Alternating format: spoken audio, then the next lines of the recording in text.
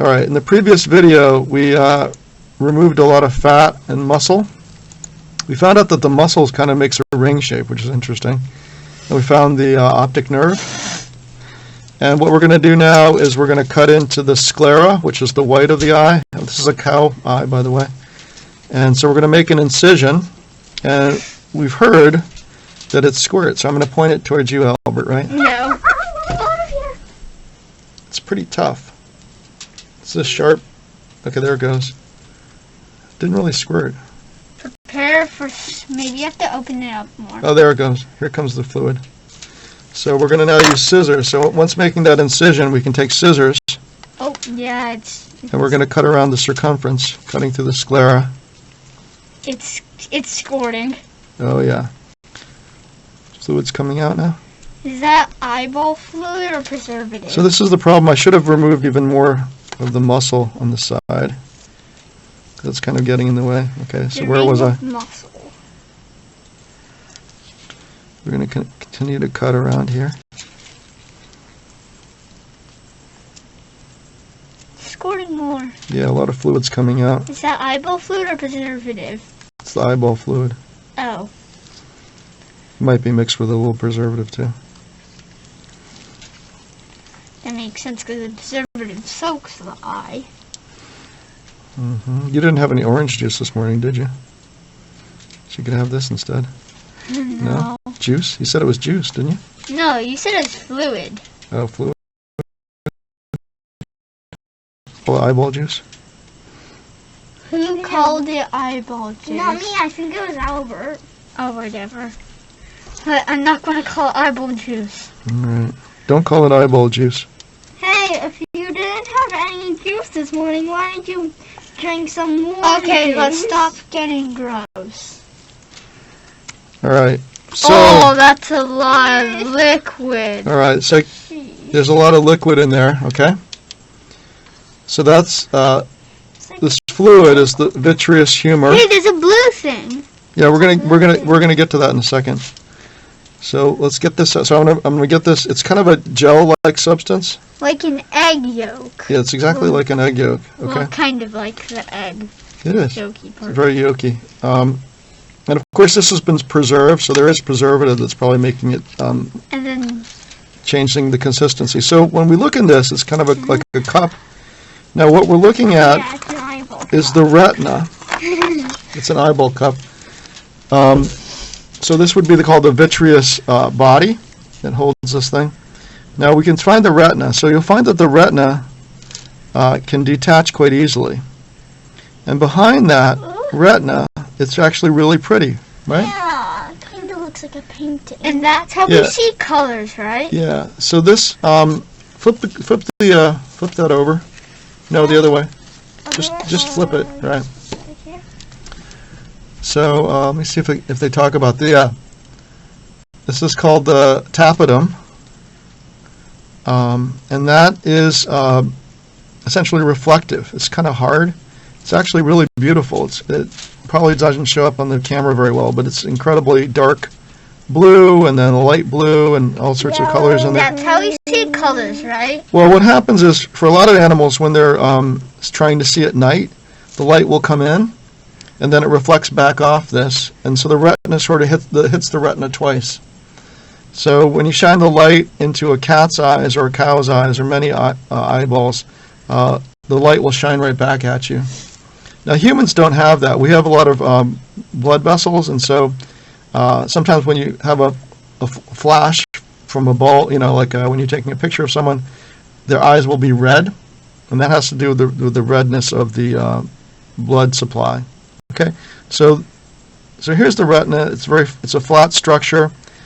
It detaches very easily, unfortunately, from the back here. So that occasionally happens, right? The retina can detach. I'm not going to take it out, but what I'm going to point out here is that it all comes together at one point. It is attached very strongly at one point. But it's not And that orange. point corresponds to the optic nerve, right? Or optic mushroom nerve. Right.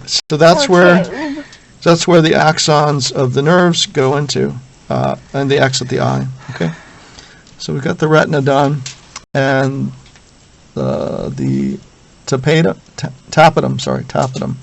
It's an iridescent blue-green layer associated with the choroid called the tapetum. Okay, it reflects excess light back through the retina. This increases night vision and causes the characteristic green glow of animals' eyes when a light reflects off them.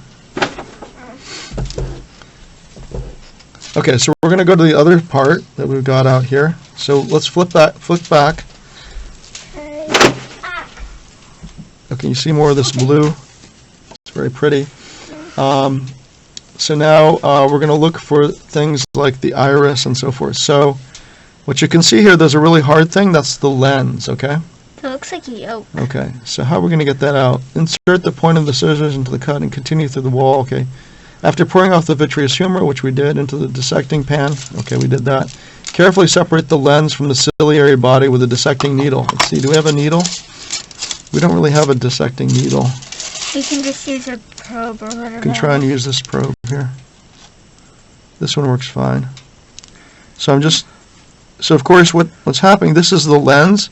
It's normally, this is preserved, so it's very, very hard as a marble. It normally wouldn't. It's actually that hard? Yeah, it's really hard. Normally it wouldn't be that hard to be softer because it has to deform when you focus on something. So when you're, okay, here, so I've got it out, and so it's very hard. Well, maybe not quite as hard as a marble, but it's pretty hard. But that's because it's been preserved. You want to touch it? Go ahead, touch it. No, use this. Okay, use It that. actually is kind of hard. Oh yeah, that's hard. Okay, so we can cut it into it. So we're going to cut into it next. Yep. So we can see the cross section Easy. to get an idea of what it looks like in cross section. There we go. And it's not actually that So hard. normally it wouldn't be this color either. That has to do with the preservatives, so normally it would be clear.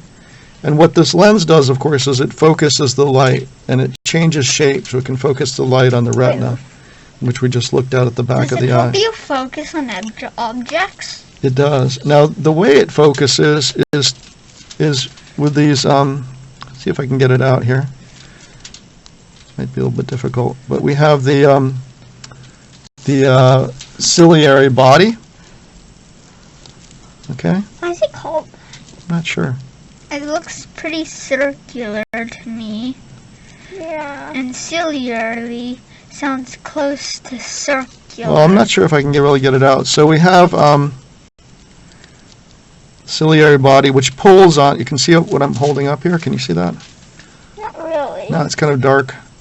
It's very dark colored. That's why it's hard to see. So it pulls on the lens. It's muscle, and it pulls on the lens. And on the other, let me see what we see here. What else are we supposed to see?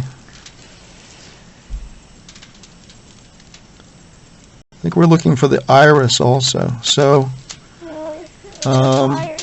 locate the iris and ciliary body, which looks like a thick black ring. So we found the ciliary body. It's a ring, and that pulls on the lens. Observe the dark circular iris, which is the pigmented ring that surrounds the pupil. So the pupil is essentially this hole where the light enters.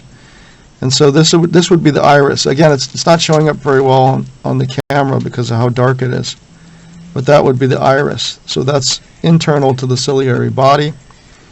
And that helps to, well, it's dark and pigmented. So it does, in fact, it helps a little bit with light entry into the eye.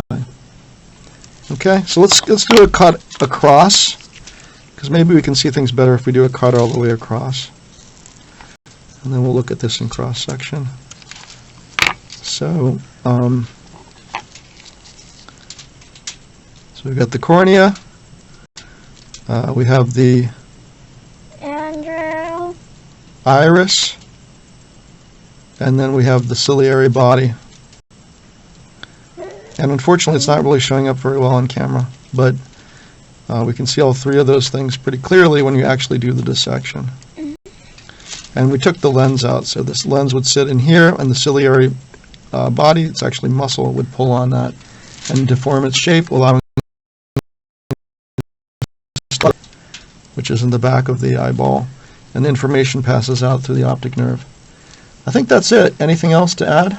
Did we do everything? And then there's another part on the back. Oh yeah, they talk about looking for your blind spot. So everyone has a blind spot, and so there's an exercise for you to do to look for your blind spot, which we can do quite easily just by drawing a dot on a piece of white paper and closing one eye and just looking through one eye, and you'll be able to find your blind spot. And the blind spot has. How do you do it? We'll do that later. That could be another video, but the blind spot has to do with the fact that at the point where the nerves go out, the optic nerve, there really aren't any photoreceptors there. So there's a little spot in every. And normally, if you have both eyes open, your brain essentially fills in that blind spot because you have input from both eyes, and so that blind spot essentially just So completely disappears. Both eyes are different where the blind Yeah, spot because is. both eyes are viewing the visual field a little bit differently, Mhm. and so because of that, your brain can fill in that blind spot, and you're not even aware that you have a blind spot. But if you close one eye, then you have a white piece of paper, and you put a black dot on it, and you move around. You'll find that there's going to be one point in your visual field where that black dot disappears. That's really And cool. and why is that? Well, you have a blind spot, and we know why, because of the optic nerve. So Makes right at that hole. point, which we could see here, Ooh, it's a dog. that's at this point here. This is the blind spot where the axons from the nerve cells go out the optic nerve. Is Why is it there a dot Right. there? That's a pretty long video. Can we stop it now?